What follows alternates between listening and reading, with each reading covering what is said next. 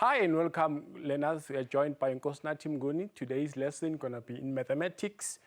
We're going to be looking on tangent, stationary points, and point of inflection, which is part of calculus. Then in this lesson, what are we going to be looking at? Our learning outcomes. By the end of this lesson, we should be able to determine the equation of a tangent to a graph or curves of functions, introduce a second derivative, and how it determines the concavity of the function.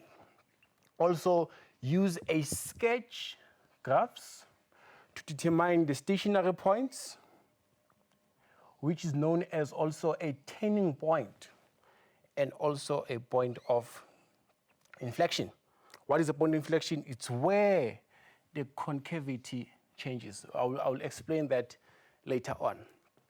So learners, let's go to the basic things that we need.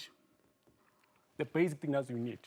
From the previous grades, I know this topic is new, calculus is new. So I would like us to introduce you to the basics of mathematics, whereby in early grades you did algebra. And you're gonna also need algebra. You're also gonna need functions. What did we do on functions? On functions, we're gonna be working with a straight line. Y is equal to mx plus c. When you go deep with this, we're gonna be using this function called as a parabola. A parabola graph whereby it's y equal to ax squared plus bx plus c. Then on algebra, what can we take from algebra in this lesson? How are we going to be getting our factors? You remember we're doing trinomials, binomials, factorizing like that. So we're going to be needing that basic stuff in terms of working with this thing. All right, let's start now. What tangent of a graph? Let's check now. Tangent of a graph of function is defined as what? A tangent is a straight line that touches a graph of a curve at one point. For example, you're going to be having something like this. If you see there, AB, that line passing through AB, we cannot call it as a tangent because it doesn't touch only one, but it touches two times. If you can see also this line, this one, you can see that it's also not a tangent. So what do we say? So these two lines, they're not a tangent. We are looking at a specific line that touches only one. So that's where is our tangent at A. I've written there a tangent. So in a nutshell, I can give you a summary like this and say we are working with a parabola graph and a line that would serve as a tangent at a specific point there, or a tangent at a given point there. So basically, we're going to be working with that. All right. Let's check now. A tangent to a graph of function. A gradient of a tangent. So let's go back to our grade. Let's go back to our grade 10. A straight line was given as y is equal to mx plus c. Let's read this thing. A gradient of a tangent. What gradient is that? Oh, they mean the value of m there. So that's what we need. We need the gradient of a tangent. That's what they are saying here. They are saying the gradient of a tangent is equal to the gradient of a graph at a point of contact. Oh, they are saying now, at the point of contact, where we are having the gradient at the point of contact, So I can give you the correct naming of it. The gradient at the point of contact is also sometimes given as an average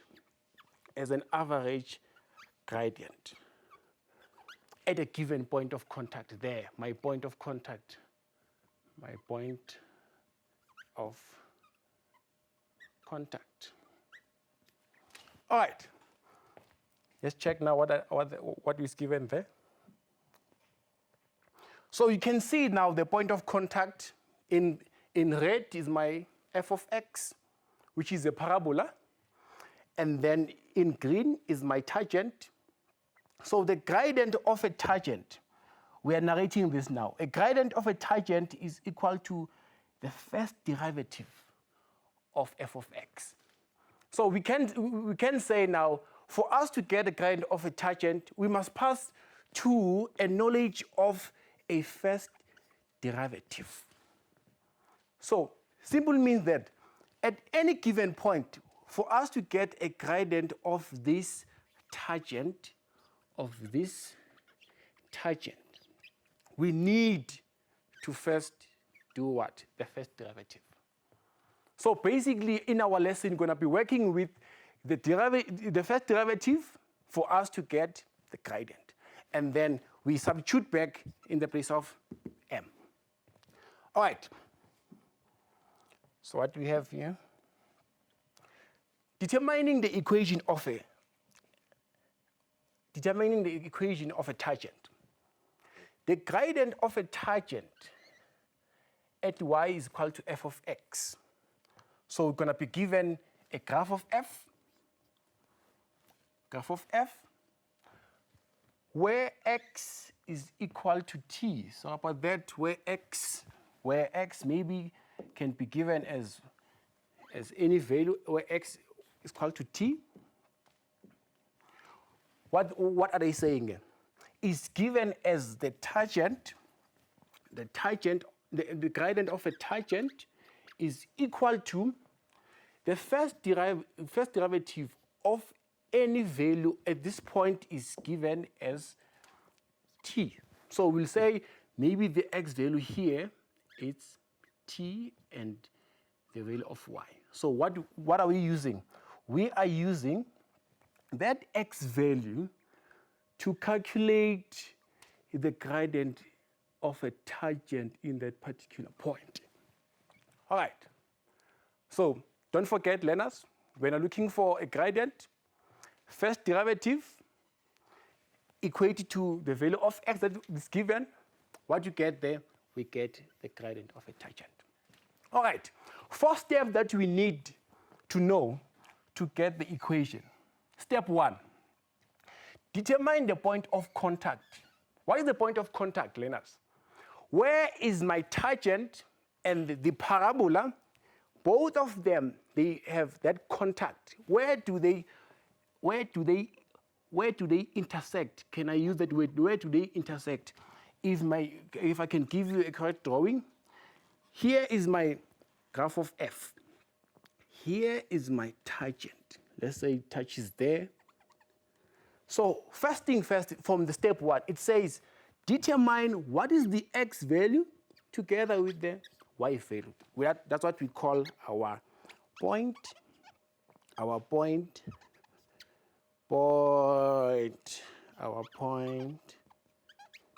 of contact. First step. Number 2, let's get the first derivative at that point of contact. For example, if x was given as t, and then what you're going to be having, for example, if you're having f of x is equal to maybe 2x squared plus x, for example. So what you need to do first, let's first get the first derivative.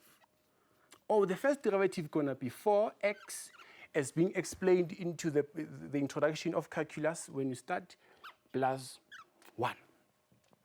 At a given x value, let's say the given x value was t, it means for me to get a gradient, I will not say the first derivative at t, gonna be 4 times t plus 1.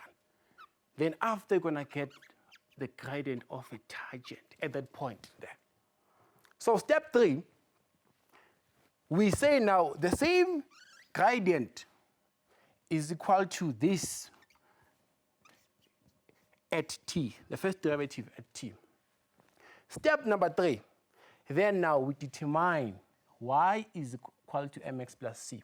Y equal to mx plus c. Why do we calculate, why am I using mx plus c? Because we saw that my tangent is in a form of a straight, line. So that's why we use y is equal to mx plus c. Already we now have that value or that answer that's going to be substituted in a place of m. Then we got the tangent, the equation of a tangent. Then let's get an example to what we're talking about. Example number 1. We are given that determine the equation of a tangent to the curve f of x is equal to x squared minus 6x plus 5 at x equal to 2. Or in my thinking, I can say that we are given the f of x as what? As f of x as x squared minus 6, x squared minus 6x plus 5. First thing that you're given, 1, you're given the equation of f of x.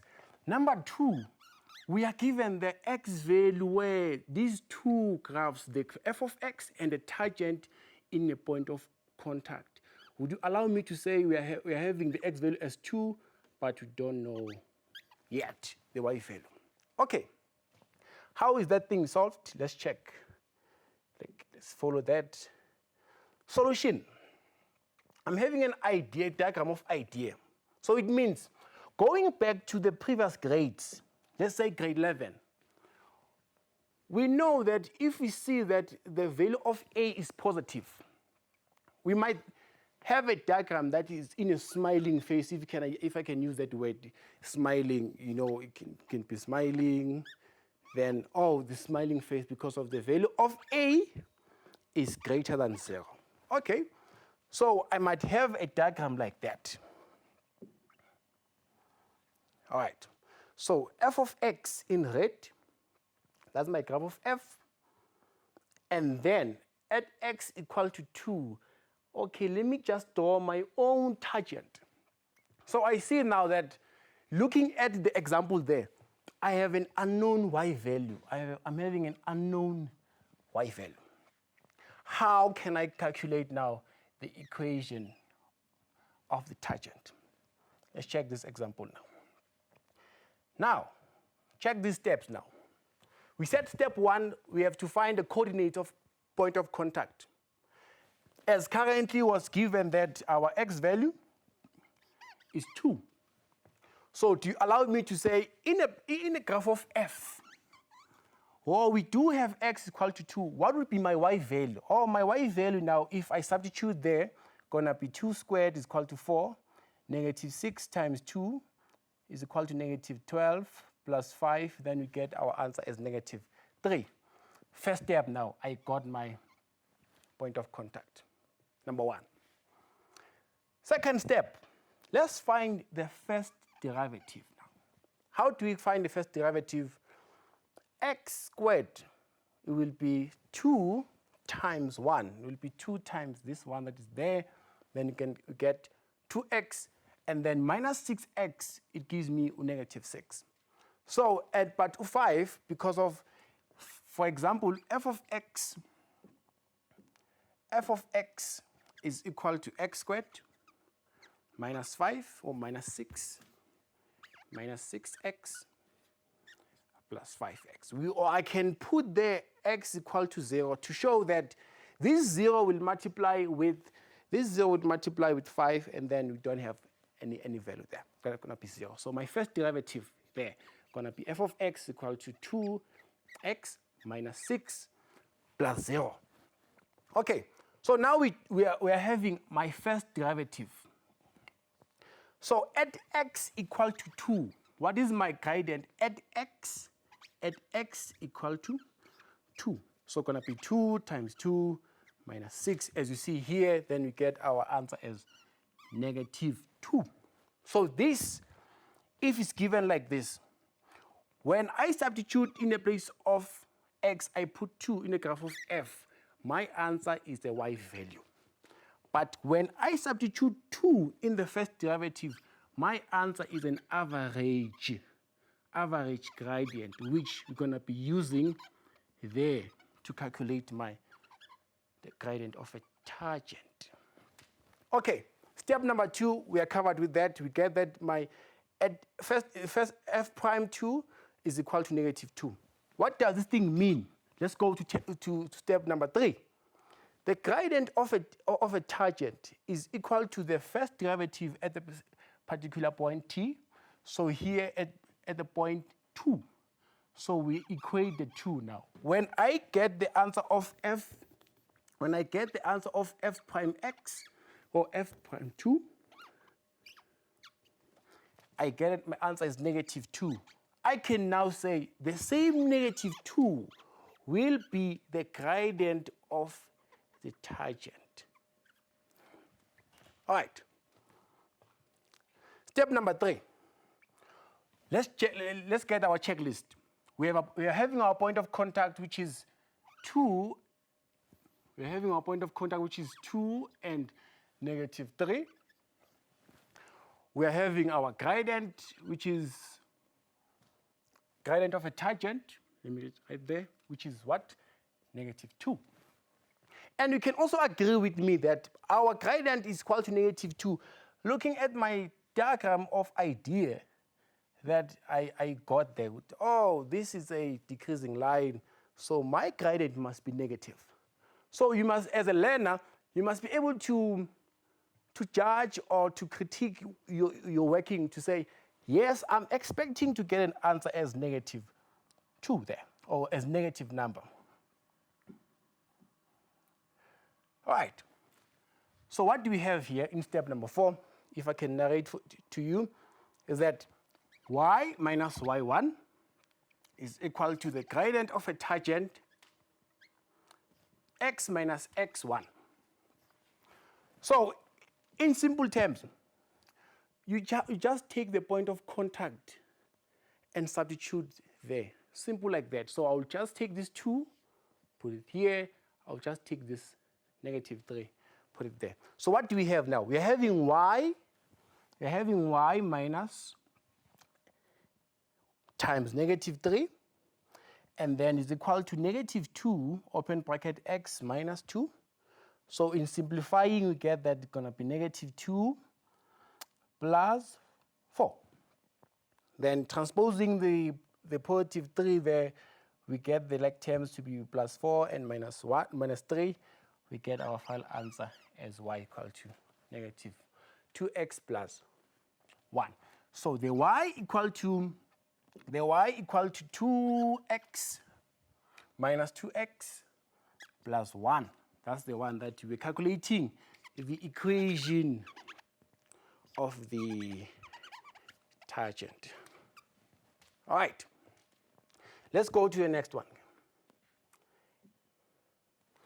Example number 2. We are now determining the coordinates of point of contact. Do you agree with me that previously we were calculating the tangent, whereby you were given the point of contact there? We're calculating the tangent, y is equal to mx plus c. But now this is given. This is given. So we need to know what is my x and y, where both of these two functions, they both intersect. Okay. Now, first step here, what do we do? Let's have some little notes about that. Determine the point of contact of a tangent to f of x equal to x squared minus x if the tangent is parallel to this line. Don't forget, learners, if a tangent is parallel to this function g of x is not our tangent in this example, but is the line that is parallel to the tangent. Let's have a diagram of idea. So what do we have now? Oh, let's have notes first. We need to have a knowledge of parallel lines together with their gradients. Number one, we need that.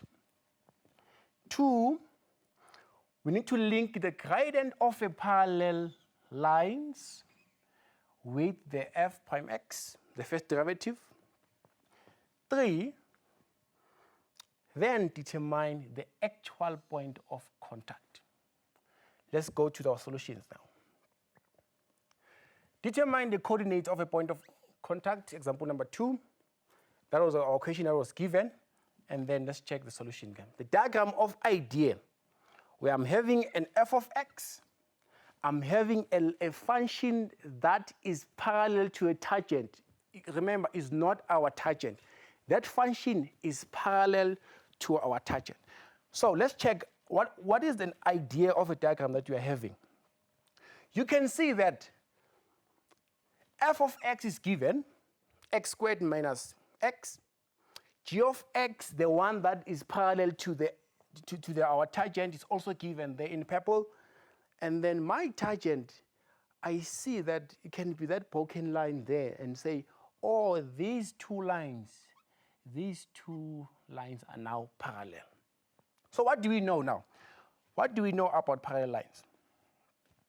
Parallel lines, for example, AB is parallel to CD.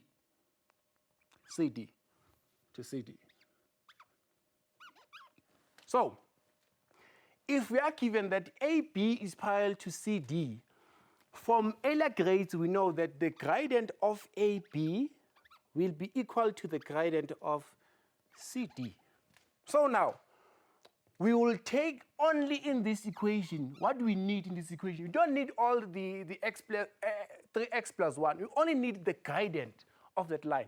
So you can tell me that the gradient of this purple line is equal to 3.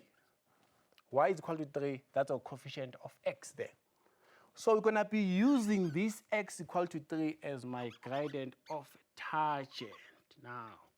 So the gradient of, in summary, the gradient of graph of G is equal to the gradient of my tangent there. Right? Why? Because we're given that parallel lines there. Two lines are parallel. Okay, so a solution now in writing, since the tangent is parallel to the line G, their gradient they're equal. So therefore, my gradient of a tangent is equal to 3. And then, Roman figure 2, remember that the gradient of a tangent is equal to the first derivative of f. The second one, so it allow me to put 3 is equal to 2x minus 1. You can ask me where do we find this 2x minus 1? Remember, we are having f of x as equal to x squared minus x. So when I do my first derivative here, you will allow me to say my first derivative f prime x will be equal to 2x minus 1. That's how that minus 1 comes from here. Then, we can find the value of x now. So you see that I can substitute, transpose, and get that this one, when go to my left, when go to that side, it becomes positive. So I get an answer of 4. And then you allow me to say I will divide by 2x both sides. And then if I divide 2x by both sides, I will have 4 over 2. That my x value now is 2. So my x value, if it's 2, I now have an idea that here now, where I'm having an x value of 2. Then, remember the question was saying calculate the coordinates or determine the point of contact. I'm now left with y. So how can I calculate y value? I want to take my x value substituting to the first derivative? No, because if I substitute for my first derivative, every time I will get what we call a gradient, average gradient. So I can't substitute in the place of the first derivative. So I must go to f of x is equal to x squared minus x. All right, let's see. How do we do it? Solution now continues. Let's determine the value of y. Then now we see that we always substitute, if we want to determine the value of y, we always substitute to my f of x. All right. Then we see that if I, in the place of x, I will put 2, then I'll get my final answer as 2.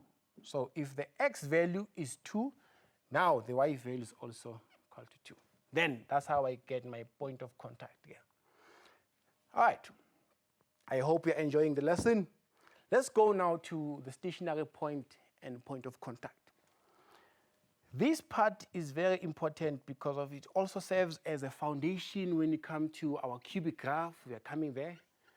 Stationary point, where am I? Stationary point. All right. Then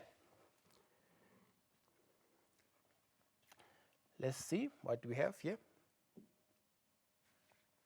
Stationary point on a graph are points where our gradient is equal to 0. Now, here is my example. Previous grade, from grade 11, we are working with a parabola. We see that if I can draw a broken line there, I will see that as a tangent, my gradient there is equal to 0. Why is equal to 0? We can estimate the coordinate here to be negative 2 and 1, and negative 1, or negative 2. I can have negative 2, and maybe negative 3. Here, I can have 5 and negative 3.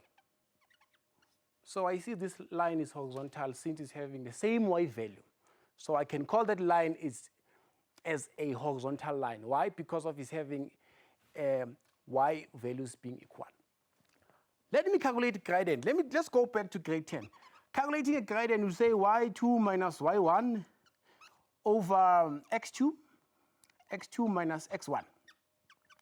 Or the y value, I can say negative 3 minus the other negative 3 over my x2 is going to be 5 minus negative 2.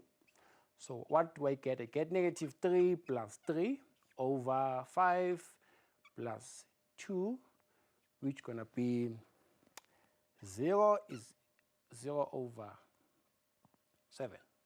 Dividing 0 divided by any number would be equal to 0. So we can now conclude at a given turning point, my gradient will be equal to 0. Okay, so we don't need to calculate the gradient. So we know that if you're having a stationary point, my gradient there is 0. It's 0, my gradient. Why is it called a stationary point? Stationary point is whereby we can say as it was going up, there is a point where it was stationary. It was not going up or going down. That's why we call it a stationary point, which can also be known as my turning point there. All right. Then, stationary points are on the graph are points where the gradient is equal to 0. Even this one, the gradient is equal to 0. I've just explained how do we get that 0. Okay. A point of contact, or the point of inflection. A point of inflection on a graph of a cubic is the point at which the concavity of the function changes. Like if you can see this one is concave up, this one you can see that as it's facing down, you can say it's concave down. So on cubic, as we're going to be doing some graphs, there is a part whereby it's concave down. And somewhere it changes to be a concave up. So point of inflection, if you can see clearly my diagram here, That's where the graph changes its concavity. It was concave up this part, and now it's concave down. So point of inflection, just a simple thing, there. And then I will also work with a second derivative. I will explain that when you work with point of inflection. Let's check now. How do we calculate stationary point? Don't forget, we said stationary point is whereby my gradient is equal to 0, is whereby my gradient is equal to 0. Okay. Things you need to know, or for example, you have f of x equal to negative x cubed minus 3x squared plus 9x. So basically, you're going to be drawing something like this as a graph. So in our cubic functions, you're going to be having two stationary points. The one going to be maximum, the other one going to be minimum. So we're going to be calculating that. But don't forget, we're going to be equating it to 0. Why to 0? I've explained again that because of the horizontal line. That's why I equate it to 0. Okay. So what do we have here? Let's get a solution. How can we get our stationary point there? Step number 1. According to a study of functions, f of x is given there as negative x cubed minus 3x squared plus 9x. This value that you see here determines the shape of our function we're going to be drawing, going to be dealing with. If it's negative, we're going to be looking at that. If it's negative, start by going down and also then go up, then go down. So we can say we're going to be having a minimum, the smallest, a minimum, our minimum turning point or stationary, and also going to be having our maximum turning point. Okay, so now what do we have now? Let's see. The solution are, the first derivative is very important because we're working with average gradient. Don't forget to do the first derivative. It's very important. And then, in the place of the first derivative, we now agree, we know that our average gradient or our f prime x is equal to 0. Why? Because we're working with a special thing which we call our stationary point or turning point. All right. Then, you allow me to put m there. Where does the negative 3x squared and minus 6x plus 9 coming from? Remember, we have derived this, our first derivative, there and there. We get this answer. Then let's put a 0 there. And then we have common factor, negative 3 has been taken out there. And then we are left with, if I can divide by negative 3 both sides, you'll allow me to have x squared plus 2x minus 3. Where does the negative 3 went, sorry? We have divided both sides by negative 3. Now, let's factorize this thing. So my factor is going to be x plus 3 and x minus 1. So the value of x is negative 3 and also the value of x is 1. So in this problem, we're having two stationary points. Why? Because of this graph is a cubic function. If you're having a parabola function, you're going to be having one stationary point. So what do we need now? We are looking for stationary points. Already, if we can go back, we now have the x value as negative 3, but we don't know the y value. We do have here that the x value is 1, but we still need the y value. How can we calculate the y value? Don't forget, calculating the y value, we always substitute to the original formula, which is f of x. So I will get my f of x by saying x is negative 3, and then that's how I substitute and get my y value. And then I can call that my minimum turning point. Why? Because I was having an idea of A was less than 0. So I'll start having a minimum turning point and followed by a maximum turning point.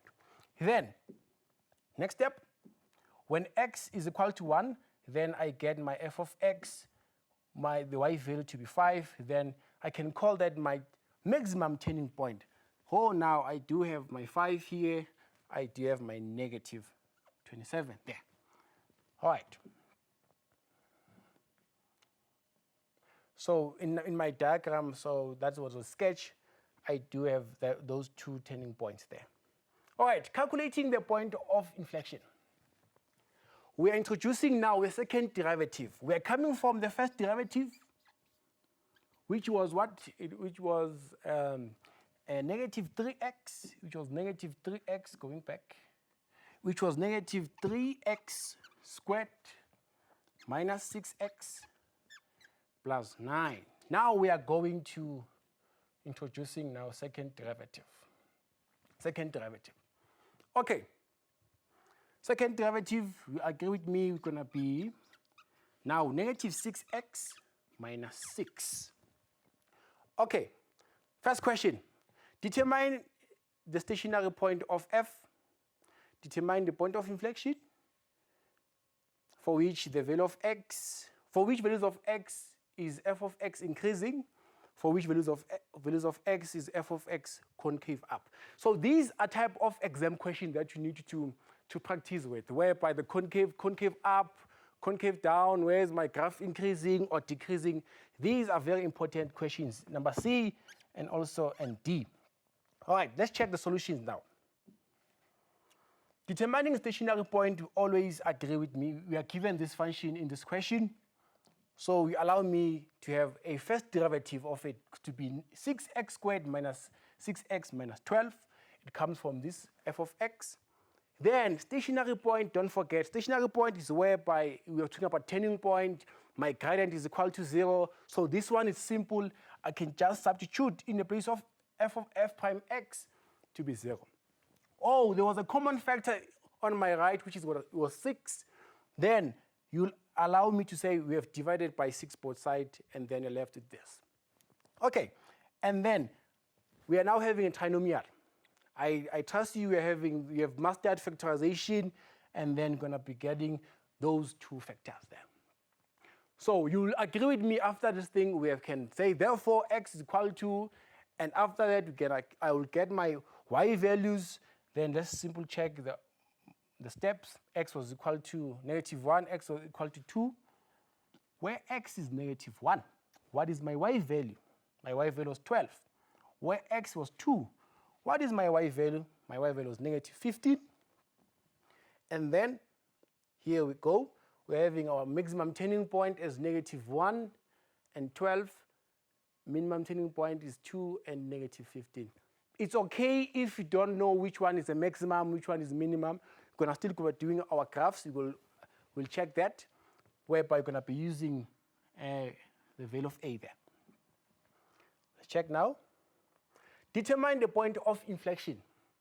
Point of inflection, that's where now we are going to the second derivative, whereby we got that our second derivative in this problem is 12x minus 6. I've given the first derivative as 6x squared. So this 12 comes from saying 2 times 6 is equal to 12. That invisible 1 times negative 6 is negative 6. All right. I've made some nice notes here that you can read. Let f second derivative to be equal to 0. Okay. You might ask yourself, why do we equate to 0 in this case? Then, when substituting, let's start here. When substituting for the value of x to be equal to t, what do we get there? We get the y value on graph of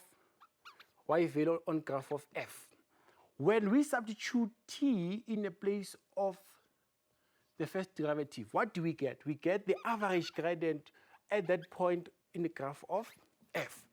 Now we are going to a second derivative. What are we looking for here? We are looking where the graph changes its concavity. its concavity, where the graph concavity changes. So why now we're equating this thing to be 0? When we're doing our functions, I will explain that the graph of f together, if I can draw the second derivative, is gonna be a nice straight line. The same point of inflection there, it's also my x value of my x-intercept in this second derivative function. So I can equate to 0 to get the x value of the point of inflection in my graph of f. So let's read what I've said here. The x-intercept of graph of the second derivative is equal, the x-intercept there, if I get that x value, the same x value, let's say we got -2. The same -2 is equal to the x value, of my point of inflection. So the -2 that I got there, when I equate it by 0, the same -2 for my point of inflection, for my point of inflection, yes. For my point of inflection. There, point of inflection. All right. And then I've worked it out there. So I've equated to 0, transposed by -12, and then divided both sides by -12. I get my x value as 1/2. Every time when I'm looking for a y value, don't forget, we substitute to f of x to get my what? My y value. So my point of inflection is equal to 1/2 and 3/2. All right, next slide. Let's check what we have here. For which values of x is my graph increasing? Before we can answer that, let's go back. We're going to be using what we have learned last year. We are having this function, which is a parabola. Where is my graph increasing? Let's say we are given there the x value as -2 and -3. For which values of x is my graph here is increasing? Increasing means going up. Where do we see my graph going up? I see my graph, when I read from the left to the right, as always, I see that my graph is going up here. So my graph will be increasing from this point of stationary point, going in that direction. So this part is whereby my graph was going down. So I will associate that as decrease. Oh, my graph here is going up. That's going to be my increase. So going back to this function, we see now that we are working with a cubic, so we're going to be having some shape like that. If you are standing here, you're going to be going up and up, climbing there. So I can say it's increasing from here up until my stationary point, whereby I'm not going up now and not going down. So from that point, we can say now it's my stationary point. For my stationary point, before my stationary point, you were increasing. After this, you're going down. So it means it's decreasing. And from after this, you're going up. So what is my x value here? My x value there, it was that -1 that we got previously, that we got the previous question. That -1, and let's write it down there. That is -1 and 12, and also it's 2 and -15. All right, so let's check the answer for that question. That's gonna be, okay, increasing is in this part. So increasing is also in this part, right? So I can now get my answer to say, if I'm at this x value of my stationary point, where can I get increase? To my left or to my right? I can say that is to my left. Where can I get increasing if I'm here at stationary point? Oh, to my right here. Let's see, how do we get our answer? All right. Let me give you a simple method of getting your answer. we are having something like this as our diagram. The x value there,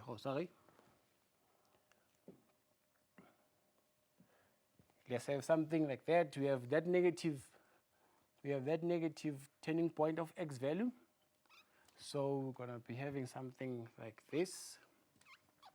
So we need to take this -1 and also that 2. When I'm standing there, my graph was increasing this side. So can I go to my left? Or if I'm here, I can go to my right because of my increasing part is this side. So what would be my answer? Let's check my answer. The answer will be what? My sketch. That was my sketch. Then x element of real numbers. I see that all the x values less than -1, my function was increasing. All the x values whereby x was less than -1, my function was increasing. And, why are we using or? Because of from the study of parabola in grade 11, when those arrows are going apart, we use or. When they're going facing each other, we use and. And now, we still have another part whereby my function is increasing after the x value being equal to 2. So now, that's how we get my answer. I can now give you a tip if we are having some challenges with inequalities. You can just say my answer was x, and then you copy this arrow, you using your left hand, or that was my less than. Less than what? -1. How can I get this answer? This part is x. Copy this arrow. Okay. What was my x value there? Is 2. So do you see my arrows are going apart? Yes. Then you're going to put a sign as O. All right. That's how we get our answer. If you prefer interval notation, from -infinity to 1, or from 2 to positive infinity. That's how you can choose to use that answer, if you prefer interval notation. Last question. For which values of x is my function concave down or concave up? Concave up, it means concave up is facing upward. So you can agree with me that after the point of inflection, my graph was concave up. Let's see my sketch. Allow me to have a sketch that's written like this. Oh, my point of inflection there. This part on my right is concave up. That part is concave down. So when I'm here on my point of inflection, where can I go? To my left or to my right? I see that the concave up is to my right. Then how do we get my answer there? So the answer will be x element of real numbers. I see that x is going to be greater than half. Where is that half coming from? That was my x value of the point of inflection. So if you're having also the problem with inequality sign, you just copy the arrow and say, oh, that's going to be x. I'm copying this arrow, x greater than 1/2. Then you get your answer. And then, if you prefer interval notation, you can say x element from 1/2 to positive infinity. Don't forget, you're using small bracket y there at half. That's where it changes its point, its concavity. So we exclude that part just nearly after. That's our answer. And then allow me to end my lesson. I hope this lesson was very important to you and you're going to be practicing more in maths. And I hope that you're going to be having some good learners here this year that are going to be practicing and doing more of problem solving. I thank you, learners. Bye-bye.